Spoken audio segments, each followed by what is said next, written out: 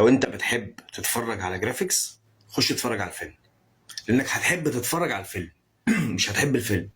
صورة مفيش بعد كده، سي جي اي عبقري، محمد دياب عامل شغل في الفيلم جبار جبار جبار جبار. هتتفرج على حاجة عينك هتبقى بتتفرج وعينك مبسوطة. لكن الفيلم نفسه فين بقى؟ الفيلم نفسه هو الفيلم مش موجود والله. فانت حتتك الدراما ممكن تقعدني 30 يوم ما بتحركش قدام التلفزيون، مكانك بتاعتك. ده انا ممكن اعمل فيلم في فصل ويعمل 200 مليون وانا سايب ايدي مش بالدراع. ما تفهمش كده، قصة مش شبهنا.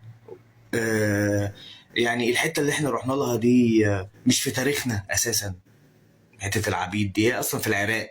مش عارف، انا حاسس ان كمان في ناس خرجت من فيلم اللي هو الكلام على ايه ده بتاع احمد حاتم، حسيتهم مبسوطين اكتر مني.